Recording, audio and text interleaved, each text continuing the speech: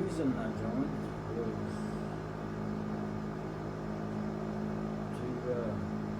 I was hitchhiking and hopping freights around the country for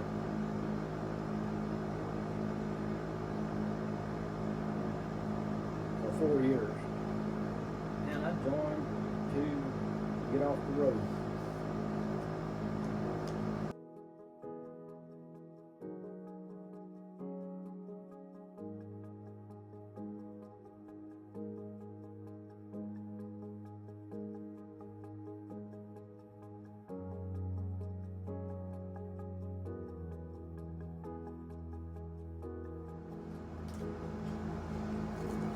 All right, it's time to meet my friend Mike. Mike the Marine. Mike, how? Hoorah! How old are you, Mike? Ooh, just turned 68. 68 years old. Almost said 67. Okay. All right, 68 years old. Tell me about where you grew up. Northeast Alabama, in the country. In the country, yeah. Stayed in the woods a lot when I was a kid. Old country boy. Yeah. Yeah. All right. Farm. Okay, so from the country, and how old were you, and what exactly made you want to join the Marines? I joined when I was 23. And the reason I joined was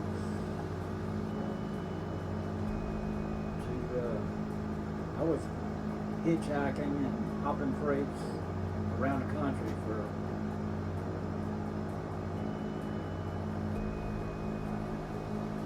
4 years, and I joined to get off the road.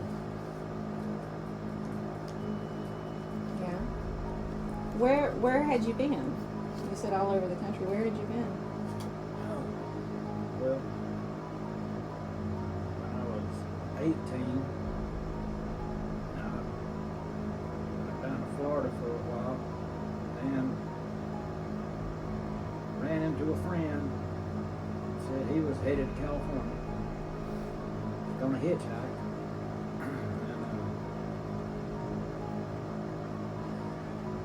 And I had a car I was living in, but the car died, so I sold it, pulled it across the scales, got some road money. We were gonna hit I-40 in Niceville and hitchhike to LA, but we got to hearing about the work in the oil field down in Louisiana, so decided to check that out and got some work, and didn't get along with that friend too good. We got into a fight, and so worked oil field for a while, got up some road money, and then just decided to hitchhike myself out there. And got out to Wichita Falls, Texas, and met another friend that showed me how to hop freights.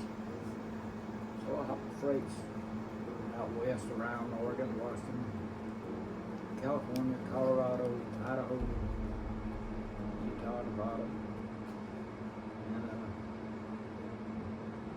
then ended up finally decided I was going back to Florida, so I went across Nebraska, Iowa, made it to Chicago, made it to Gary, Indiana. That's when seen I-65, and I knew that went to Alabama, so I hitchhiked back to Florida, ended up back in Louisiana.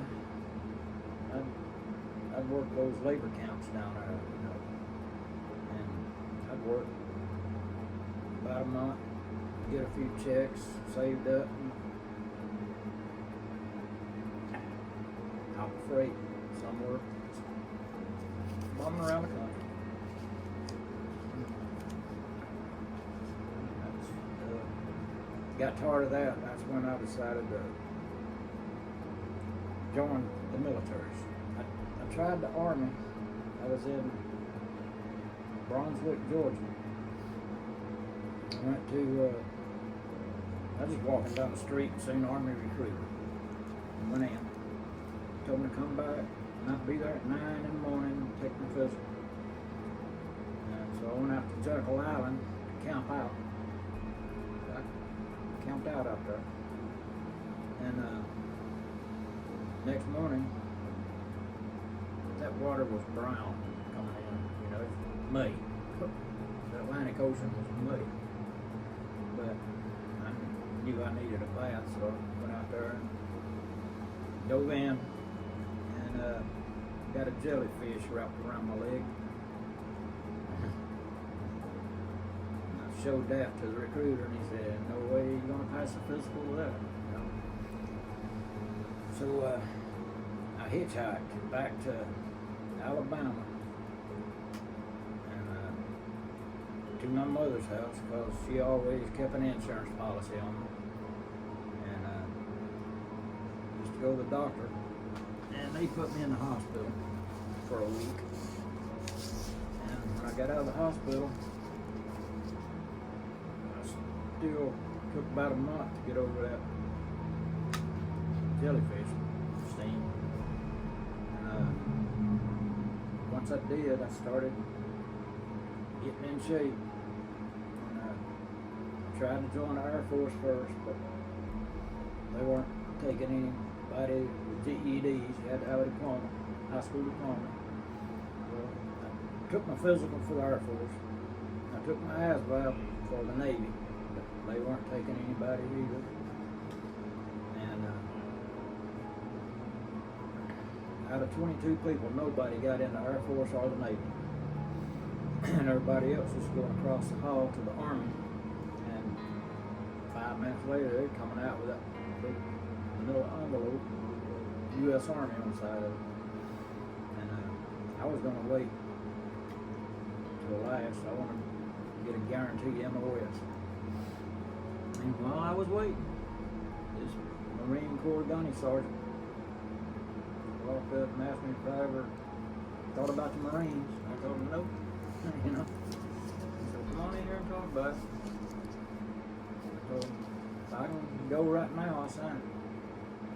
He said it might take up 30 days. Sign me up. Oh, wow. Mm-hmm.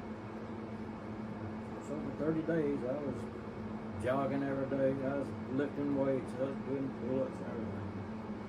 I was in pretty good shape when I got there. Wow.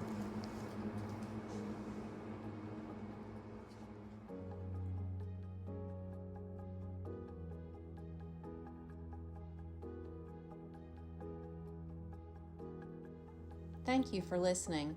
And remember, be kind, be helpful, and always take the time to listen, because every person has a story, and every story deserves to be heard.